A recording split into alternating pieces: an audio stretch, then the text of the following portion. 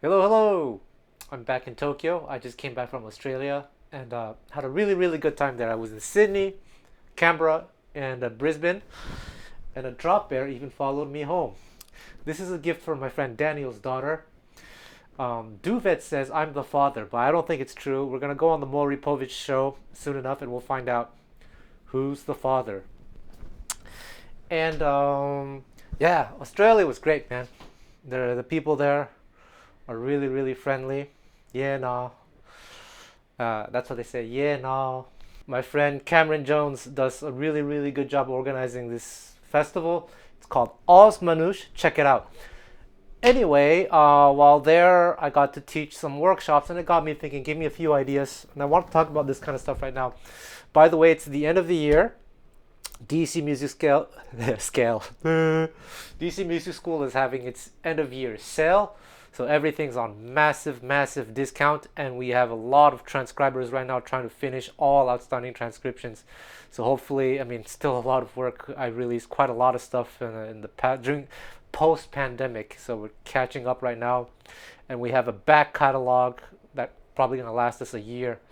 So check it out if you want to support me and all that stuff.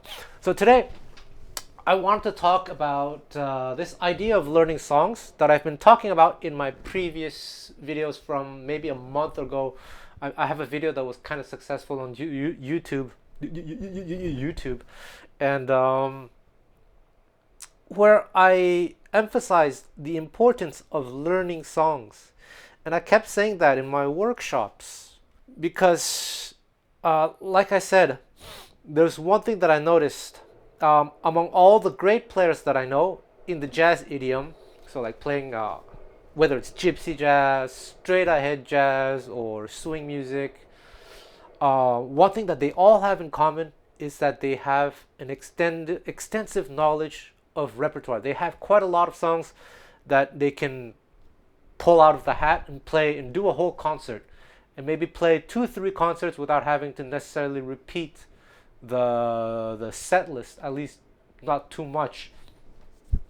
Now, you don't have to know every single song on the planet, but because some people say you have to, and those people are lying. But if you don't quote me, I didn't really do the math, but if you can get maybe 40 or 50 songs committed to memory, that probably allows you to do 3 4 sets, 5 6 sets even, without having to repeat yourself. So you can play every single day for maybe 4 days in a row, 3 4 days in a row without having to repeat the repertoire. And that's a very good thing. A lot of good things happen when you learn repertoire, when you learn both the chords. Very, very important. Check out the videos that I've been posting in the past few weeks where I talk about this. Especially check out the interview that I did with Duvet last week, where he also talks about the importance of learning harmony, but then learning the melody. And so today, actually, I want to focus on the melody. Now, of course, there are also people who know quite a lot of songs and aren't necessarily great players. Um, and the reason for that is because they haven't done, once you learn the songs, you have to do a lot of, you have to put even more effort into refining things, getting them to a certain point where they're, quote unquote, artistically presentable. But even if you haven't done that refinement work, the fact that you know maybe 60 songs by heart, maybe 100 songs by heart, is already a very good thing. Like some of these people that I don't think, I really hate sounding negative, but like who I don't think are really great musicians. The fact though that they know like 80, 100 songs by heart, it allows us to play together.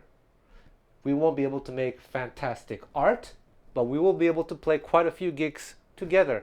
And that's already a very good thing versus people who don't have that much repertoire. And one thing that I've noticed among those who don't have much repertoire to show is that often they are lacking in a lot of fundamentals.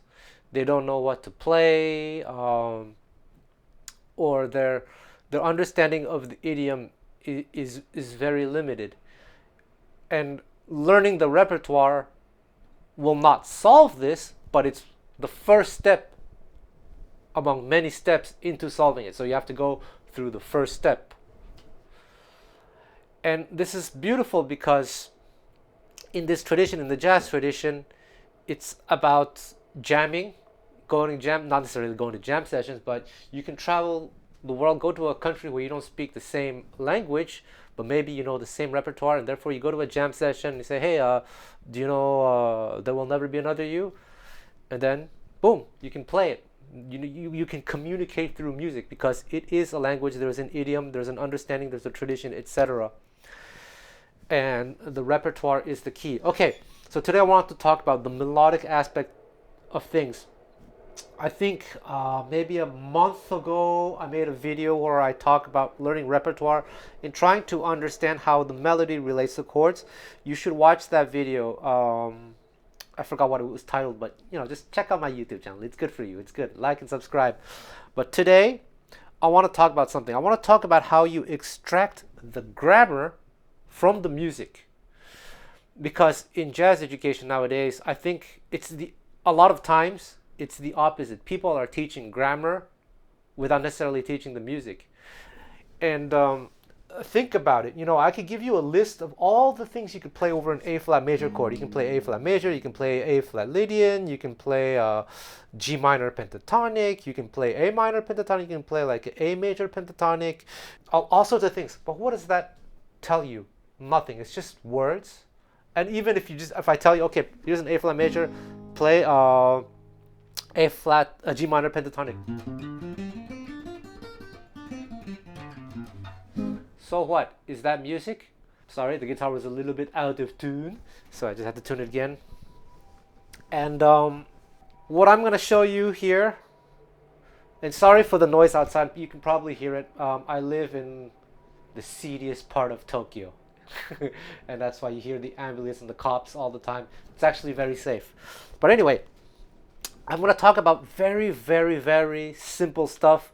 Maybe you think it's too simple, but it's deceptively difficult as you really explore this. As I've said in many of my previous videos, there are a lot of older jazz musicians who don't know much theory, but boy, could they sure improvise.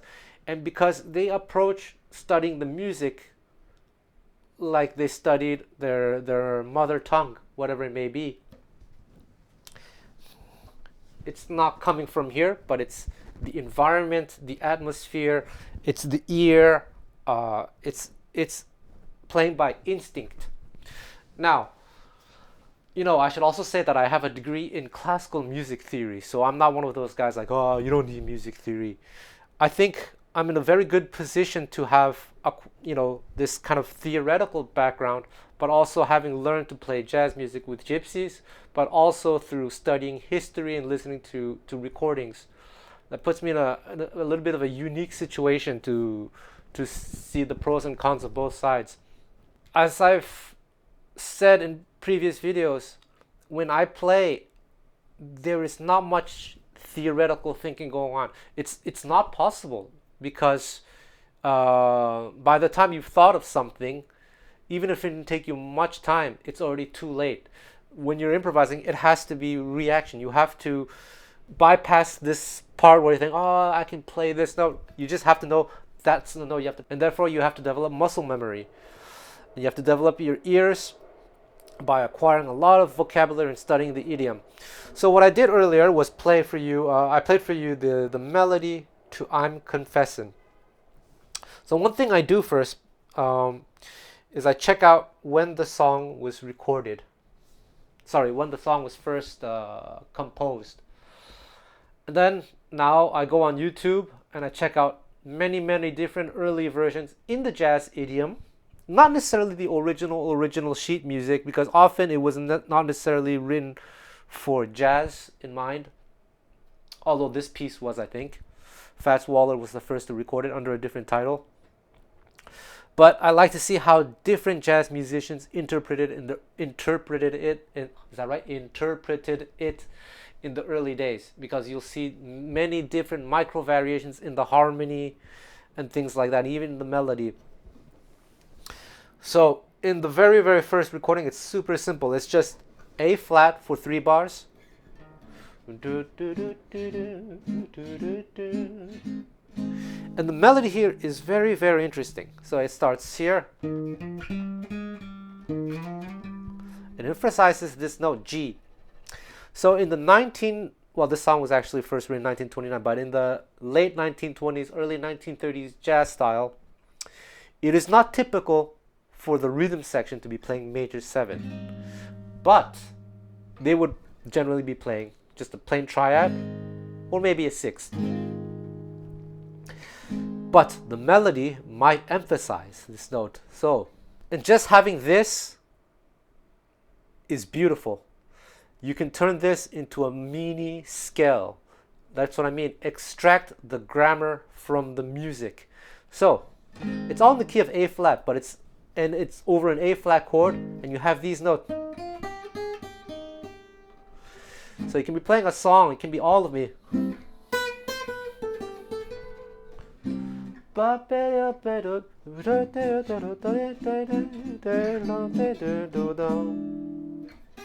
did I do? You have like a mini scale fragment off of a major chord. All those notes are very beautiful over a tonic chord in the key of A flat.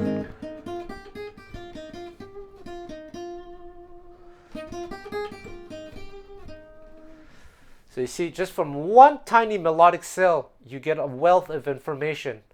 And that's just from the melody. So then I listen to other recordings and I start to hear people doing things like this. Or maybe. So this note, it also works over a E flat augmented. So okay, so this note, okay, it's a chord tone. But then here's an arpeggio.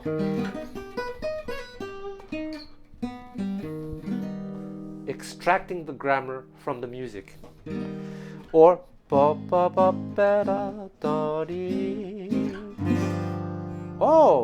Django was fond of this, and a few other musicians. I think it was Lionel Hampton as well. I think he did. And so, this note can be harmonized this way too, and therefore you have. So by doing this kind of what I call archaeological research, you end up learning a lot about harmony and melody. And then if you start to extract the grammar from the melody, you start to learn music kind of like the way an infant learns a language. It's directly through the environment, rather than me giving you a list of scales and arpeggios and all that stuff. And of course, if you're starting out and you're kind of lacking confidence in the knowledge area, find a teacher who can explain some of these things to help you analyze. Now, it's the truth is most jazz teachers in the world are not very familiar with 1920s, 1930s music. Most jazz teachers in the world are only familiar with textbook theory and stuff like that, because they often are a product of the music school and music education system. But with that said, hopefully you can find a teacher who has good ears, can hear the chords, and can tell you, okay, something simple. Lionel Hampton is thinking A flat, G7, A flat. Louis Armstrong is just thinking A flat, A flat, A flat, A flat. That shouldn't be too difficult to hear for an accomplished jazz musician teacher. And then the next phrase. So this is over an F7. So we're in the key of A flat and you have an F7 chord. Now this chord is what we call, among music theories, a sixth dominant. You find this in so many jazz tunes. And then you quickly find out, at least in the case of this song, over an F chord, the note G is beautiful. So let's study an F arpeggio. And instead of going to the F again, why don't we go to the G? But the melody just does, sorry.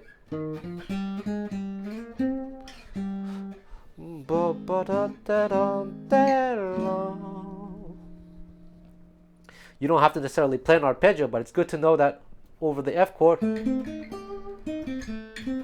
you have this note. Very interesting. So you can find another song that has this sixth dominant. There are tons of them. For example, if I do in the same key of A flat, the end of I Can't Give You But Love. Until that lucky day, you know darn well. And then you have that note F, that G. You can put it there. You have this movement of going from A flat to F7. So then you can do this.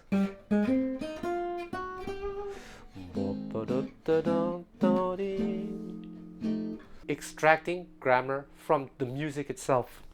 And that makes a beautiful phrase.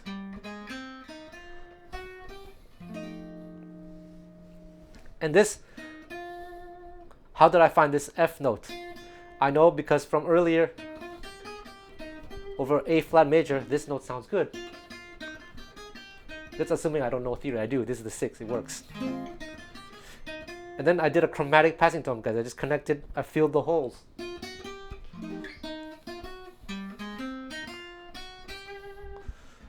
I figured out the A flat major 7 arpeggio through the melody too.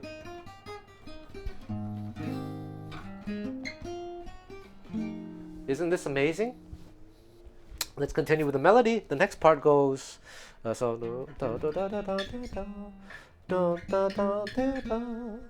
this is very interesting. Over the B flat 7, which is the 2 dominant.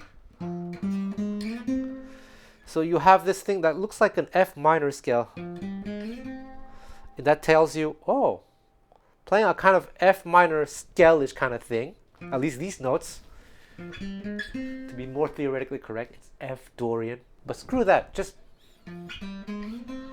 this. Wow, over B flat minor chord.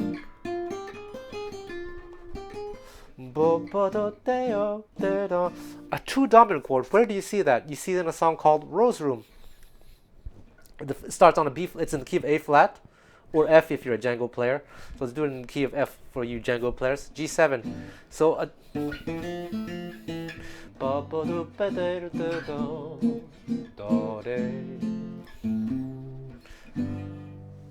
awesome. So let's go back.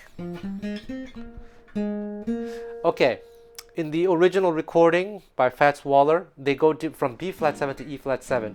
But Django does this thing. He goes to, well, he does in the key of G, but does the 4 minor, D flat minor to E flat 7 to A flat. So regardless of which chord it is, you can just examine how this note, it lands on this note. How does it relate to each chord? Okay, over the E flat 7, it's just a chord tone. Okay, so it's nothing special. But over the E flat minor, it's the 6th.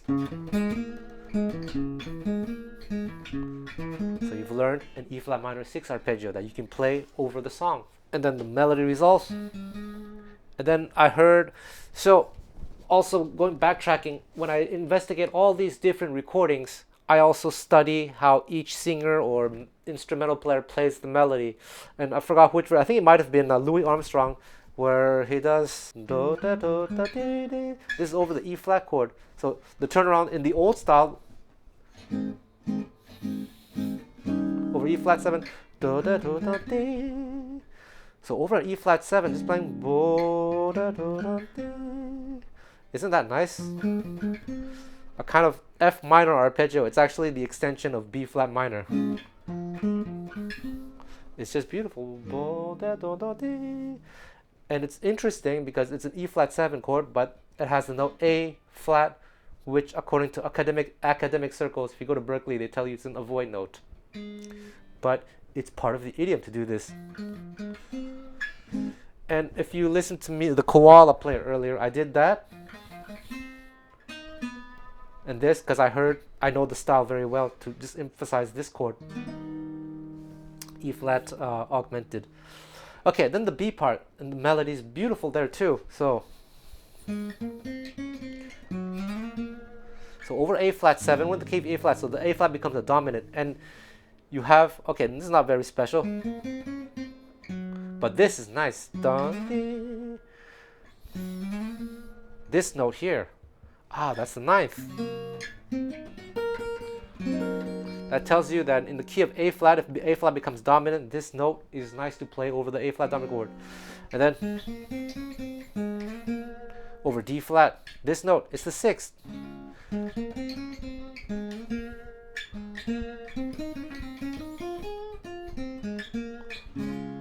B flat 7, same thing. It's a copy of the previous thing. And then you have this.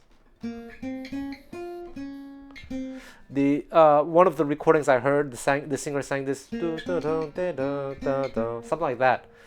But I combined it with something with that, and something I heard from Louis Armstrong, where Louis Armstrong at one point does. Sorry, he does this. It's emphasizing this E flat chord, E flat augmented. This is a Louis Armstrong melodic scale.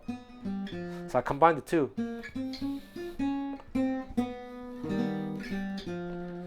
Isn't that beautiful? So that was over E flat 7. The singer sings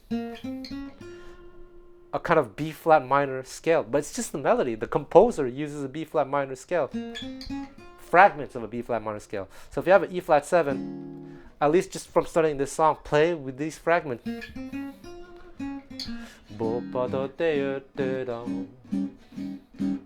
And since I studied what Louis Armstrong did, you can also study this augmented, and you connect the two through voice leading. And this is a Louis Armstrong. Isn't it cool studying melodies this way? So you do this with any melody of any jazz standard. By jazz standard, I don't necessarily mean bebop standards, although you could do that, but standards that were sung, American songbook songs or French chansons. And you're going to learn so much about music, and it's going to be it's going to be very organic, and it's also very melodically pleasing. You will develop a melodic way of playing by doing this work. I'm very convinced of this. Rather than like, all right, check out this lick, check out this other lick, check out this other cool lick, which is very nice. It's a very nice way of playing. But if you can combine this with the sensitive side, man, you gotta play with feel, and then I think it's really cool. Check it out. You can take the melody to All of Me. Actually, I said this in my workshop, and I probably said this in a video before. I'll say it again here. Early on, when I was younger, All of Me changed my life. The melody. This part, so from the beginning. By the way, I have to play with my fingers because I'm not supposed to play guitar here. It's very strict. Don't want to piss off the neighbors. So, here. I don't know how the original melody goes, but the way I heard it when I was younger was. And this blew my mind, just on the A7. Just this. It's just so beautiful. It's just over the A7. And I told myself, hey, can I try this over? It's basically from A7 to D minor. So dominant to 1 minor, even though we're in the key of C. But just bear with me. So I told myself, hey, why don't I try this over, let's say, E7 to A minor? And then you have.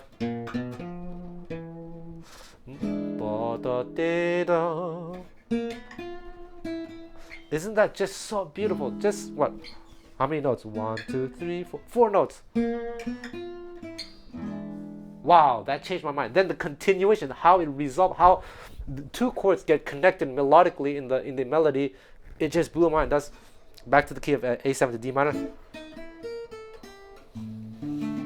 This note lands on D minor. Suspension 4-1. I thought, wow, that's so beautiful. Just and I tried to analyze it. It's like, okay, well, it's basically this note is a kind of a tension note, wants to resolve to this note here, and basically this is the scale note above, going to the chord tone below. And I told myself, okay, what if I did this with the other chord tones?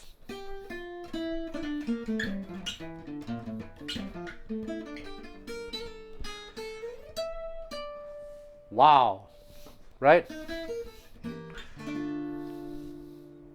And then later on, in the many years later, I saw musicians, instead of playing D minor with the suspension, they delay the resolution. They superimpose an A7 chord, and that told me something. In my improvisation, even though it's D minor, maybe I can keep playing A7.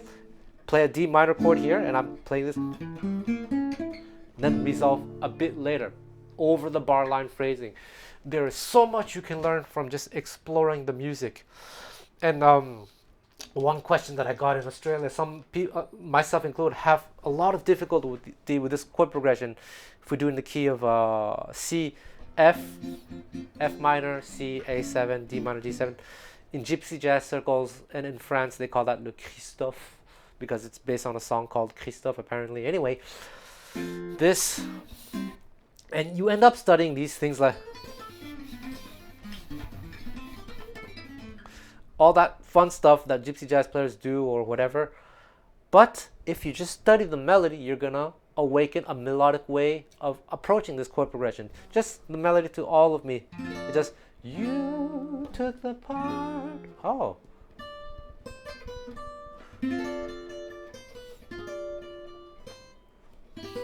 Ah. That's the information, the same information that we learned, and I'm confessing, it's the exact same thing. So you see, learning a whole bunch of songs, especially within a certain era of jazz, it shows you that there are certain formulas being used. So it's not as, there's quite a lot of repetition. Even though you know 100 songs, they're often made up of building blocks from each other, borrowing. There's another song, so F sharp diminished. That was F minor, but there's also F sharp diminished, like My Melancholy Baby.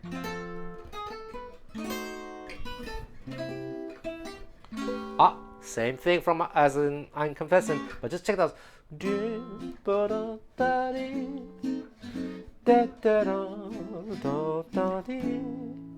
Isn't that just so beautiful? And just studying those few notes.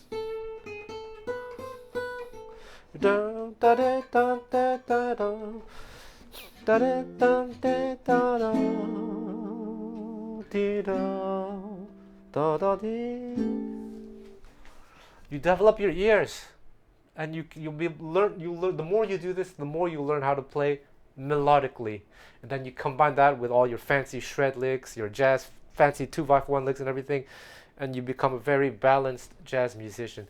So that's food for thought. Yeah.